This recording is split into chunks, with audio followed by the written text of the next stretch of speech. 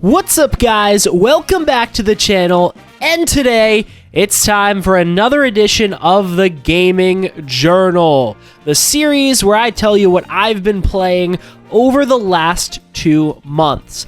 However, we're going to switch it up a little bit in this episode because it's Switch 2 crunch time, if that makes sense.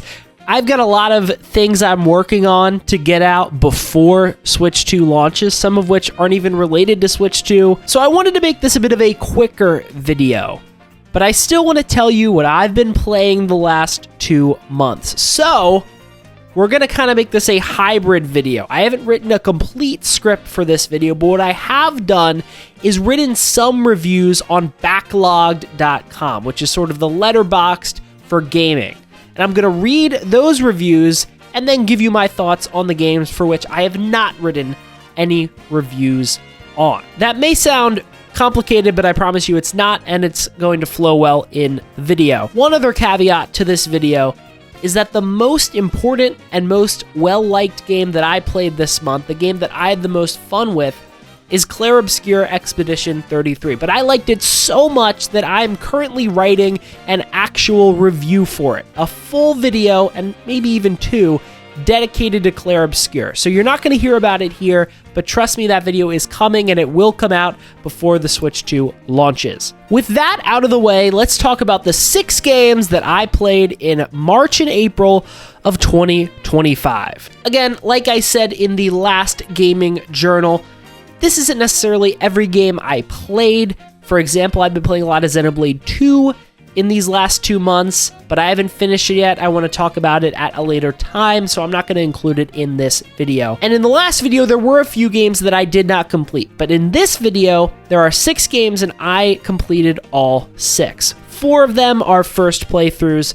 and 2 of them are replays. Let's start with a game I finished on March 12th of 2025, and that's Wolfenstein: The New Order. I've always wanted to get into the Wolfenstein series. It seems so cool from afar, and given the state of our country, I just wanted to kill some fascists. You know what I mean? I don't know if you can say on YouTube, I don't know if that's allowed. I feel like at one point it wasn't, so I'm going to say fascists, but you know what I mean. And I really liked Wolfenstein: The New Order. I thought it was really fun. It gives this grim alternate history of what if Germany won World War II. And not only did Germany win World War II in this timeline, but they essentially destroyed America with a nuclear bomb to win it. They nuke New York City and the surrounding area. That's how they get the US to surrender. And essentially it is total German hegemony, total domination over the entire globe. Not just Europe, not just one part of the world. The entire world is dominated by Nazi Germany. And again, it is a very harrowing thought, especially nowadays where it feels like Nazism. I keep saying, I guess I'm just saying the word now. I just realized I said it multiple times. Especially in today's society where, at least in the US, it feels like fascist ideology and Nazism is on the rise. It's scary to think about what this world looks like where the Nazis and Hitler won World War II. The game thusly centers around a resistance group made up of a few Americans, a few Germans who are trying to take down Nazi Germany. Obviously a near impossible task given how powerful they are in this alternate history, but it really is a story of hope and determination. I love the cast of characters you've got here. BJ is a total badass. Max Haas is my absolute favorite. I love that guy to death. But the main appeal of Wolfenstein is not necessarily the story, though the alternate history is cool. It's the idea of just mowing down a bunch of Nazis and defeating what seems like an endless sea of fighters trying to kill you specifically, BJ Blazkowicz, and it is just a blast. The gunplay in this game isn't the smoothest. Look, this is a game that came out in 2014. No one's expecting this game to have incredibly tactile and fluid controls, but they are still a lot of fun. And there's some other items besides just your normal array of guns that you can use. There's some laser weapons that are really fun, and you're fighting these enemies in all sorts of different environments. That's one thing that Machine Games has always been good at, just crafting these incredibly detailed worlds with so many little secrets to find. I think that's the case with every Machine Games game. You get as much out of it in terms of narrative as you would like. If you want to just run through it, guns a-blazing, you can do that, and it's a fun experience for sure. But if you take your time and you pick up all these little collectibles and pamphlets and postcards and newspaper clippings, you get such a vivid painting of this world. And whether it's a German newspaper article talking about the total cultural domination of the Nazis, or it's an American newspaper article talking about how there's still hope for the US in the war, and kind of just this harrowing tone of like hope that you know leads nowhere, because obviously we know in this alternate timeline Germany wins World War II. And the areas that these secrets are contained in are also super cool. They're super futuristic, super technological, right? The idea is not only that the Nazis won World War II, but they discovered a lot of crazy technology with which to win it. And so they're building, these empires of steel and all sorts of technology, and it's absolutely absurd. Bit of spoilers for the end of the game, but at one point you are in space. They've taken over the moon as well. Like, there is no bounds to Nazi Germany's overreach in this world, and it's a little bit harrowing, it's a little bit depressing, but it is also just kind of stunning as well, and just how grand and large and ostentatious everything is in this game. I feel like it's kind of not cool to love Wolfenstein or to love games like this, because they're a little bit silly, they're a little bit immature, but I don't know, I had a blast with Wolfenstein The New Order. It's a ton of fun. I would give it a 4 out of 5. Or I guess an 8 out of 10. I did out of 10 in the last one, but I have backlog pulled up here and it's out of 5, so I don't know. Make of that what you will. However, I didn't just play Wolfenstein The New Order, I also played Wolfenstein 2, The New Colossus in this 2-month period. And I think this sequel is a really interesting one that deserves a little more nuance in its discussion, so I'm going to read you an adapted version of my backlog review, and then we'll talk a little bit after it, because I think there's a lot more to discuss with this one being an iterative sequel to A New Order. Here we go.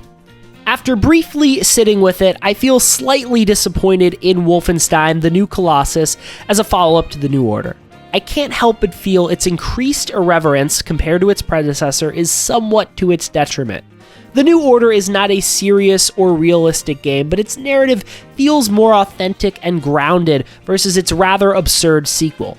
Of course, there are positives to that absurdity. One that comes to mind is the gameplay, which benefits from an assortment of new toys with which to play, be it the laser and fire guns carried by the super soldatens or the superhuman enhancements offered to the player late in the story. Combine that with smoother, more satisfying gunplay compared to the New Order, and you've got a gameplay experience wherein killing Nazis is as enthralling as ever, at least from a mechanical standpoint. Thus, one could argue that the ridiculousness of the new Colossus is, at worst, a net neutral change over its predecessor rather than an outright detractor. That said, my most significant discontent with the new Colossus is how surface level its exploration of a Nazi-occupied America feels.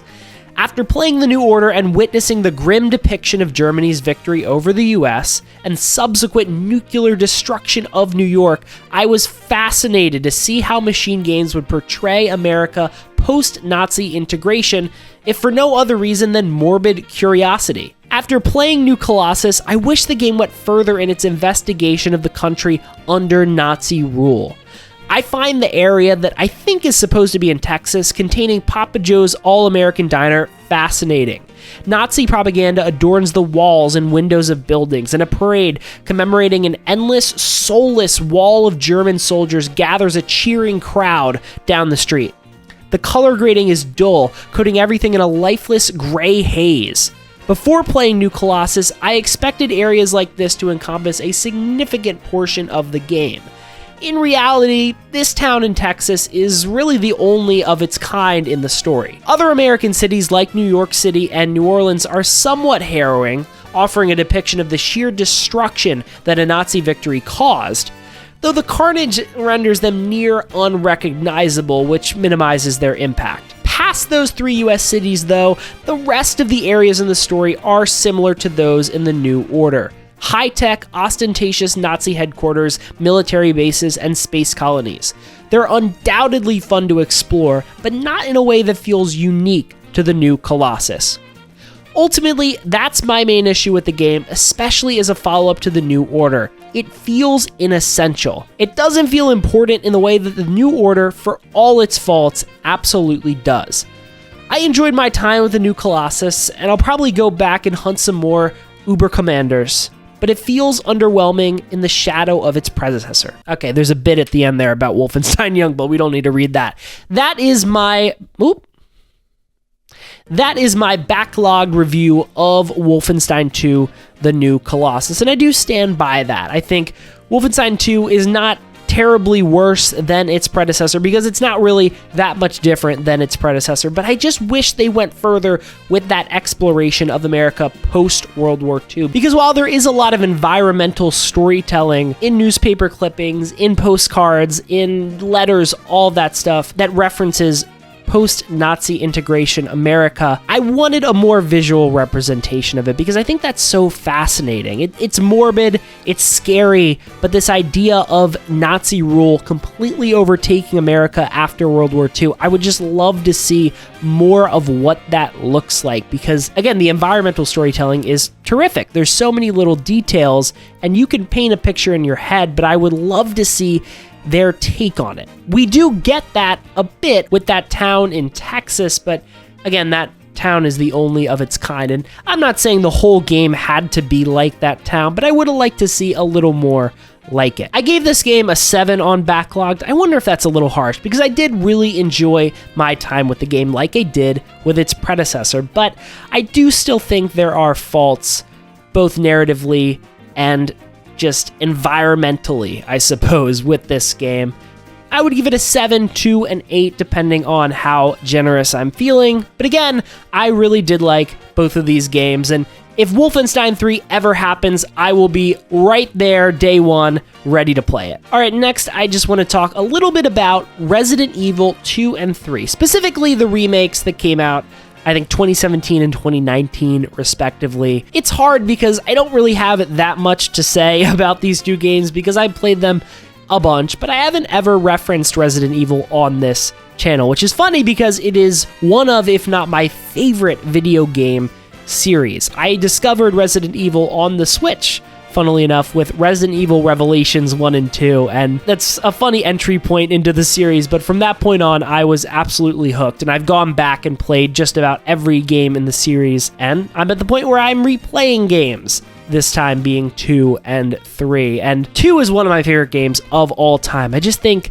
the design of that police station, I guess it's supposed to be, is so cool. The fact that the entire game is essentially contained to that police station until the end where, you know, everything goes off the walls, I think is so cool. There's so much to discover in that police station. It's so grim and dark. And of course, Mr. X chasing you around throughout the game is super scary. I will never get used to that, right? When he just punches down a door and shocks you, it's never not the most incredibly scary thing you've seen in your life. Like, it gets my heart racing every single time. I also love the two-person narrative that Resident Evil 2 uses. You can play as either Leon or Claire, and while their stories are similar, they do differ in a number of ways, and if you play both of them, the ending is a lot better. I played as Claire in my first playthrough because I love Claire. She might be my favorite Resident Evil character. Again, you know, introducing myself to the series through Revelations 1 and 2 helps with that. And then on my recent replay, I played as Leon, of course, and these might be my two favorite characters in all of Resident Evil. I think they're so iconic, they're so cool, they've got so much dynamicism, they're so fleshed out. I love these two so much, and how they play off each other in the narrative of this story is really cool. And again, the ending of RE2, once you've done both endings, I think is really fun. You also just have to give a shout out to this game as a remake because it is unrecognizable compared to the original RE2. Obviously, it adopts modern Resident Evil mechanics found in RE7 and has that over-the-shoulder style rather than the fixed camera style, which, I'll be honest, this might make me a fake Resident Evil fan, but I just don't like that fixed camera style at all. That's why I'm hoping so badly for a Zero remake, because I just think that game is a little bit, to play nowadays with how it's set up. But this is a true reimagining of RE2, and I think it is just a terrific, terrific game, remake, whatever you want to say. It's one of my favorite games of all time, so I always love replaying RE2. It doesn't take too long. It's only like a 10 to 15 hour experience, but if you haven't played Resident Evil, it is a great jumping on point. This or RE4 Remake are probably the two best ways to introduce yourself to the series, or you can do it like me and play Resident Evil Revelations 2, which I will defend until the cows come home. I will defend that game with my life. We then get to Resident Evil 3 Remake, which is one that is a lot more controversial in the Resident Evil community and the gaming community at large.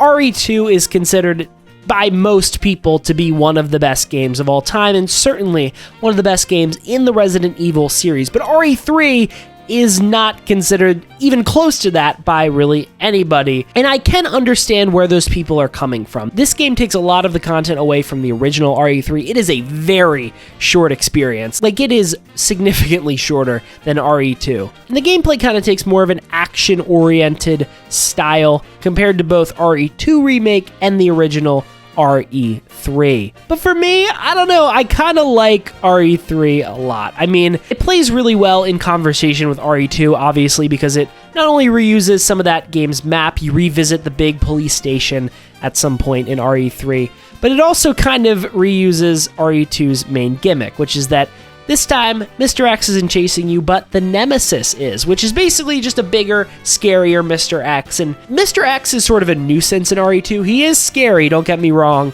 but he's not as annoying and hard to avoid as the Nemesis is. The Nemesis really feels like an obstacle that you have to think about how to get around in RE3. There might be less overall encounters with the Nemesis just because the game is shorter than RE2, but the encounters that you do have with him are really tense. You're not going to be able to kill this guy, but you can stun him sometimes by shooting electrical boxes or shooting barrels to make them blow up. And I love all of the actual boss fights with him. I think they're super fun, obviously very action-packed, which people are mixed on, but for my money, I think all the boss fights with him are super exciting. I also like how they give Carlos a little more time to shine here, because I think Carlos is a really cool character as well. Obviously, Jill is one of the Resident Evil goats, and she is great in this remake, but Carlos gets a little bit more time to shine, and I really do like that. He's a little more chill than Leon, a little more of a cool cucumber, but look, he's got aura.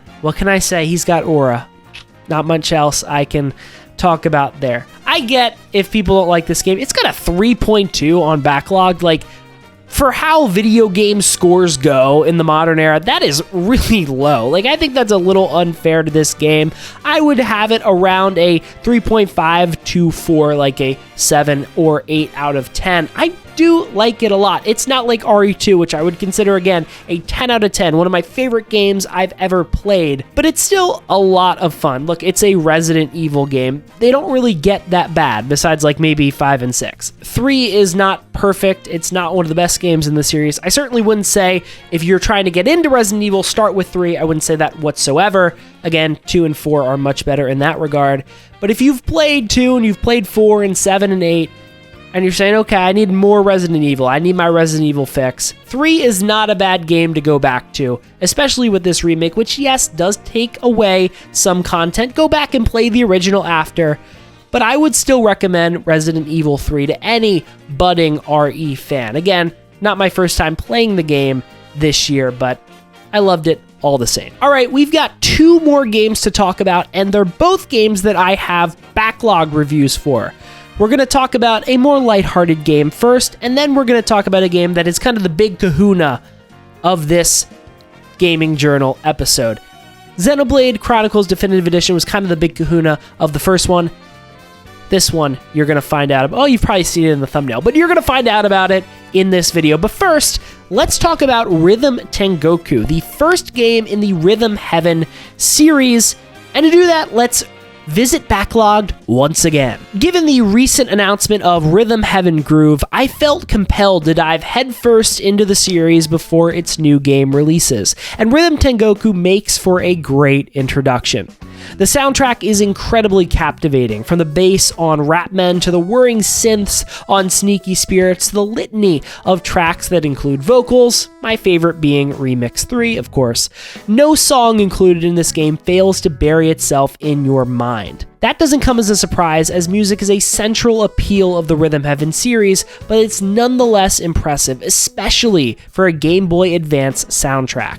The distinctive music also highlights another reason why Tengoku is so great: its unpredictability. Even as someone familiar with the series, I was amazed by some of the choices the game made artistically, gameplay-wise, and musically. Again, I'm going to shout out Remix 3 in that regard. It was a pleasure to go in blind and discover all of its quirks. Rhythm Heaven is a wholly unique franchise in the video game medium, and Tengoku proves why. Also, I will be hearing the Bon Adori theme in my nightmares. I had to do that like 20 times.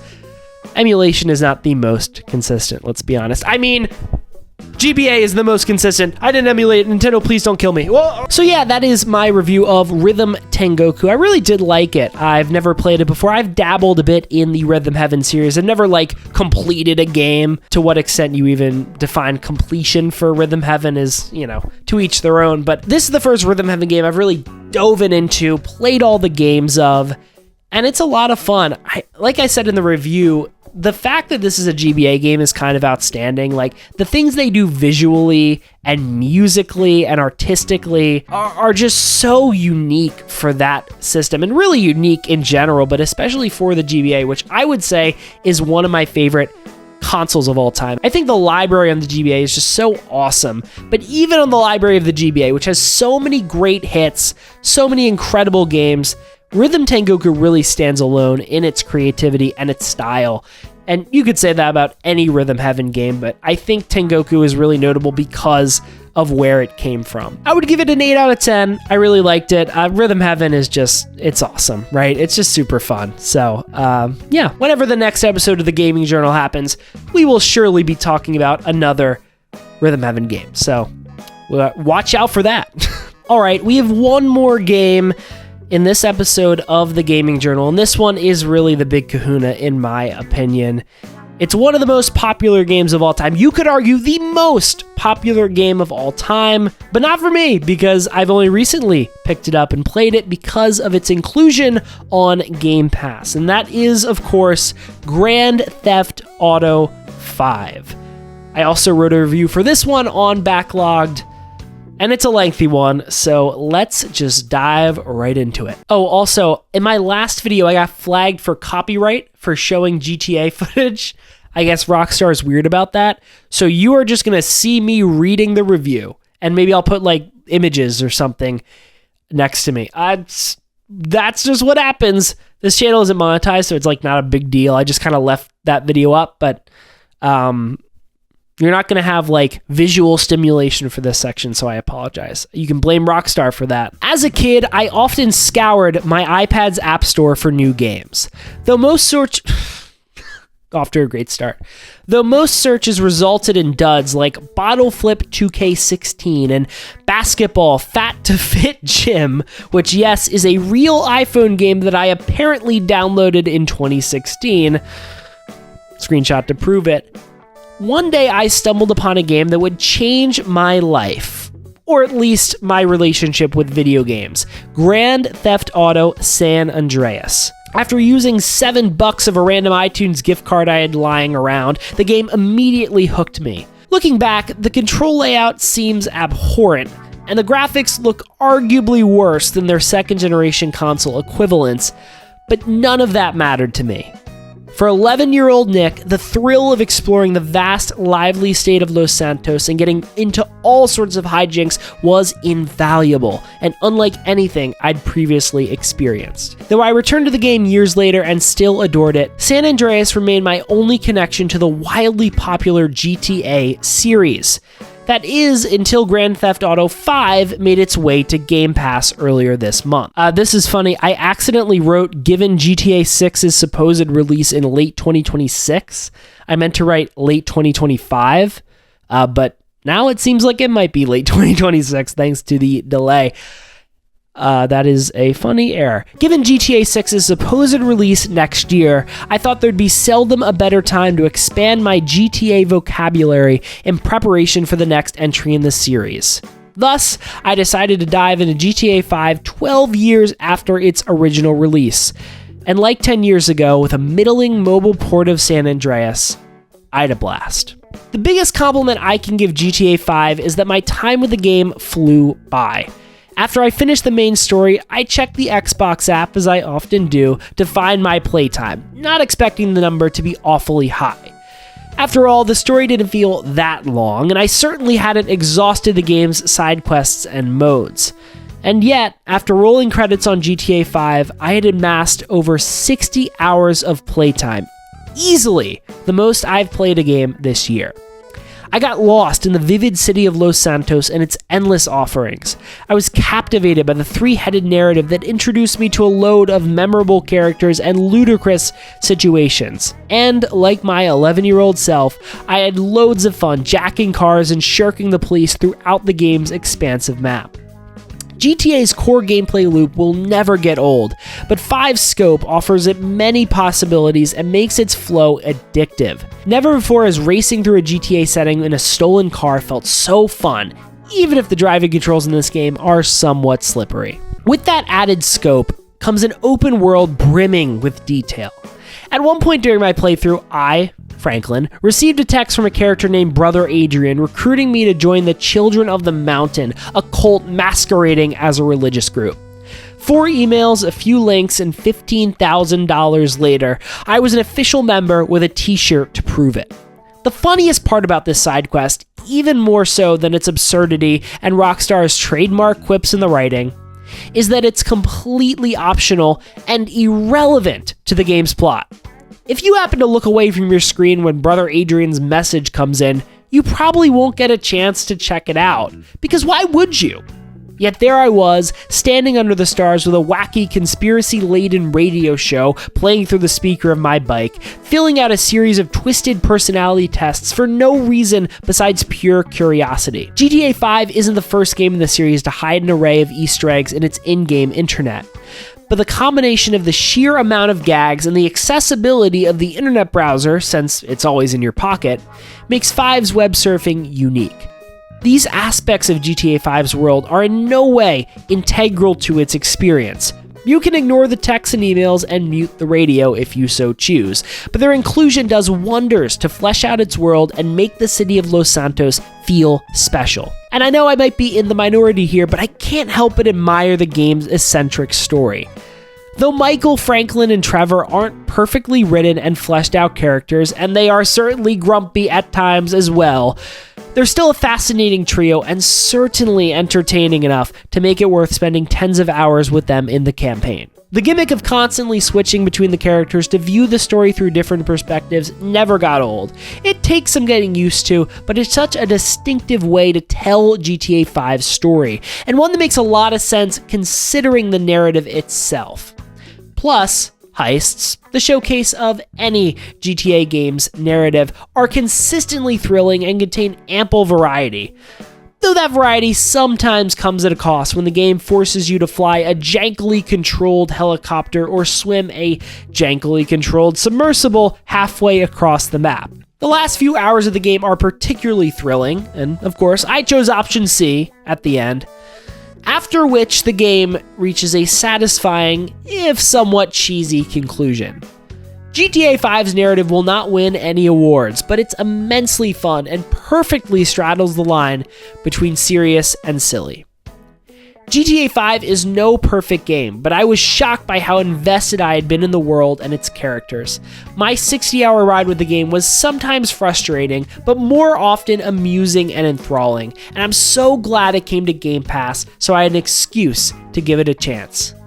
After thoroughly enjoying my time with 5, I can't wait for GTA 6 to come out later this year, assuming it doesn't get delayed. I wrote that on April 30th, and like 2 days later, GTA 6 got delayed to 2026, so maybe it's my fault. Apologies for that. I've been recording this video for so long, it is dark in this room now. It was light when I started. But yeah, I adored GTA 5. GTA is kind of my guilty pleasure. I know a lot of people don't like it, especially hardcore, quote-unquote, gamers that I follow on the internet. But man, I have just always loved it, really since I was a kid, which is kind of ridiculous, but the gameplay loop is so satisfying, it's so ridiculous, and GTA 5 takes that ridiculousness up to the max. And you might not like that. I know a lot of people think the story is a bit cynical, a bit just, monotonous, just annoying, so to speak. And look, Michael and Trevor are very grumpy, but I think that's kind of the point. They're kind of like high on their own masculinity and high on their own supply of crime and danger. And Trevor is kind of just his own case, but Michael constantly tells himself he wants to get out of this business. He wants to live a normal life, but I think deep down it's very clear that that is not true. He's kind of like Walter White in that way from Breaking Bad, where he can say all he wants, that he wants to get away from this life of crime, and he's just doing it to support himself and his family. But really, as Walter inevitably realizes near the end of Breaking Bad, he's kind of just doing it for the thrill of it, and he is no better a person than Trevor, who he constantly compares himself in an upward comparison to. Look, again, the characters aren't incredibly well written, but I think they are pretty fascinating as a trio, and again, they were loads of fun to play with for 60 hours like I did in GTA 5. So, I don't know. I know a lot of people don't love GTA 5, but I've got a soft spot for it. It's my guilty pleasure. I had a lot of fun with it, and I'm definitely going to play some of the other GTA games before 6 comes out next May, so be on the lookout for that in future Gaming Journal videos. But with that, that is going to do it for this episode of the Gaming Journal. Those are the 6 games I played and completed in March and April of 2025. Let me know in the comments below which of these 6 games is your favorite. And let me know in the comments if you played GTA 5. Do you like it? Do you like the narrative? Do you think it's a little bit full of itself, a little bit cynical? I'd love to hear your thoughts in the comments.